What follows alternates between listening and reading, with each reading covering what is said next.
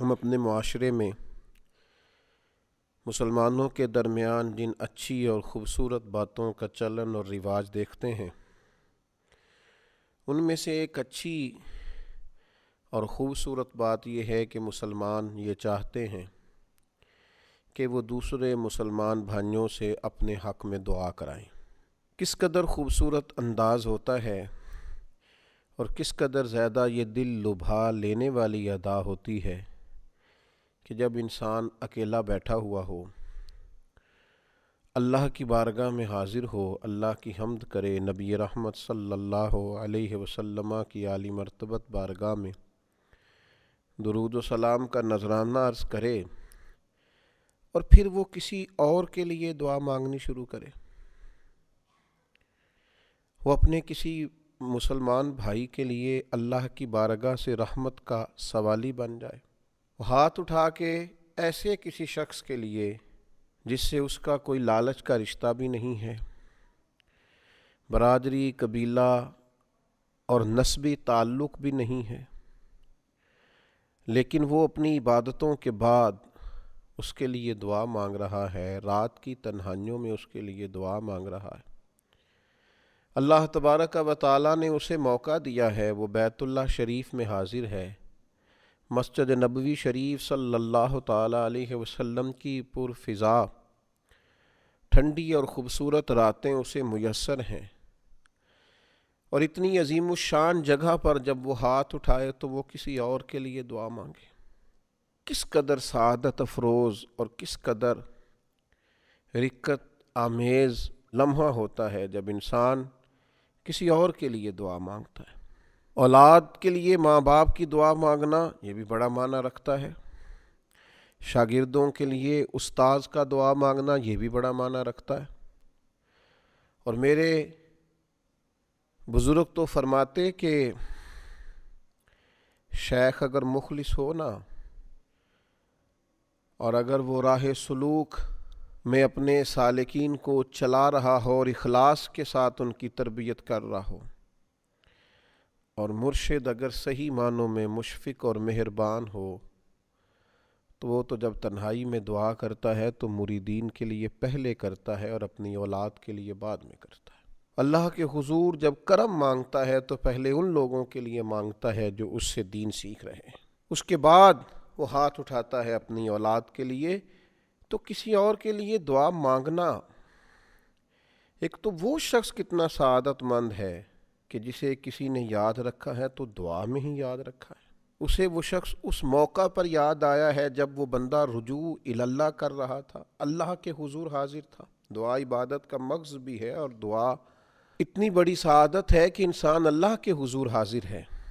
تو وہ شخص کتنا نصیب والا ہے جو آپ کی دعاؤں میں آپ کو یاد آ گیا ہے، اور آپ نے اللہ کی بارگاہ میں عرض کر دیا ہے کہ مالک اس پہ کرم فرما۔ اور پھر یہ شخص کتنا بڑا ہے، کتنا مخلص ہے، اور اپنے سینے میں کتنا کو درد رکھتا ہے دوسروں کے لیے کہ یہ کسی اور کے لیے دعا مانگ رہا ہے۔ اللہ کی بارگاہ میں عرض کر لیا، یا اللہ فلاں کو عطا فرما۔ یہ بھی ایک حسن ہے میرے دین کا،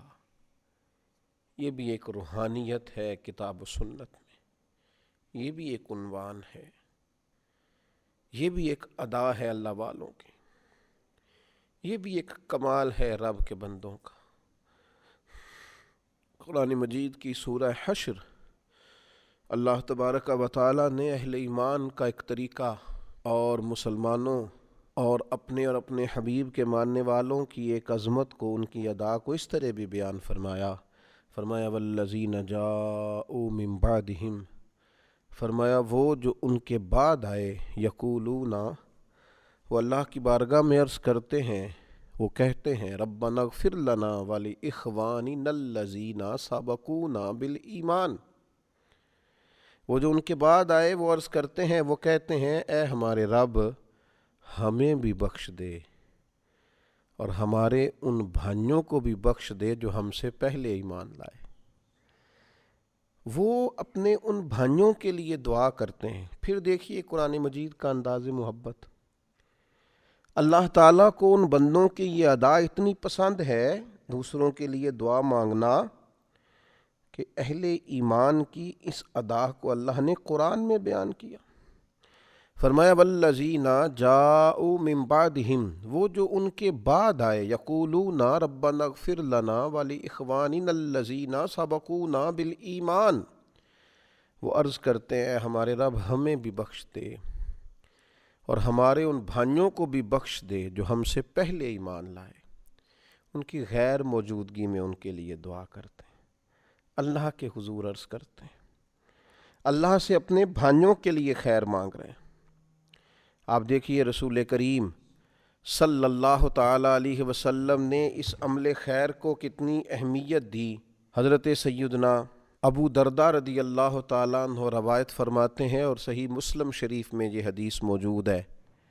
ارشاد فرماتے ہیں کہ نبی کریم صلی اللہ تعالیٰ علیہ وسلم نے فرمایا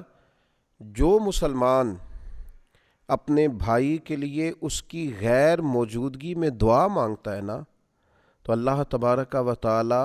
ایک فرشتے کو مقرر کرتا ہے، فرشتہ اس کی دعا پر آمین بھی کہتا ہے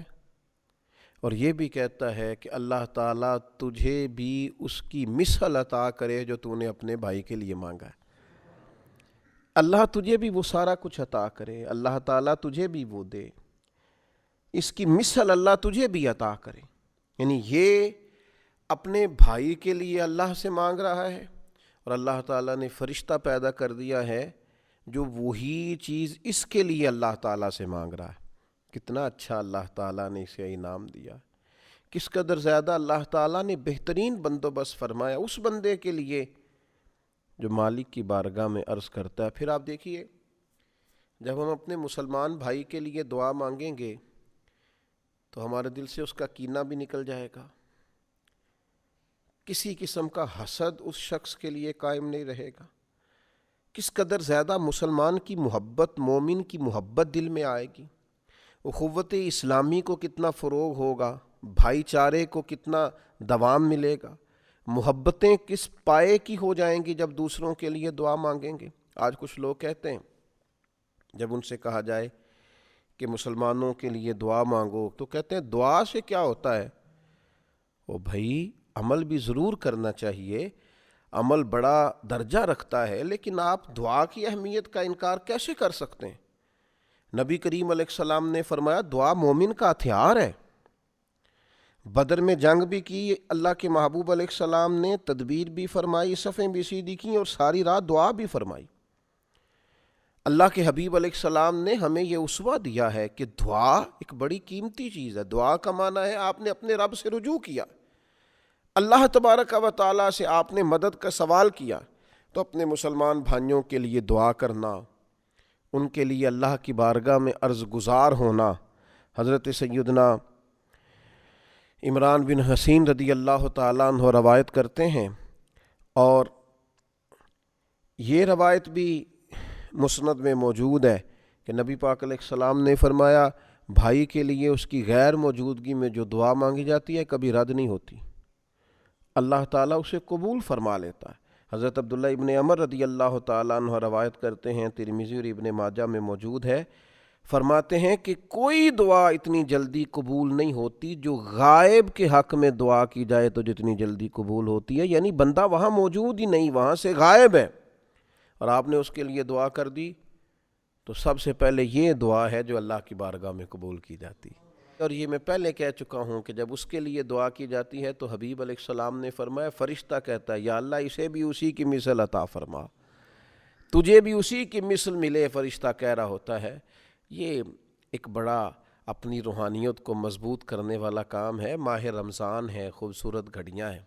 یہ عمل کر کے تو دیکھیں۔ بڑا مانگا اپنے لیے، کچھ تھوڑا اللہ کی بارگاہ سے دوسروں کے لیے مانگیں،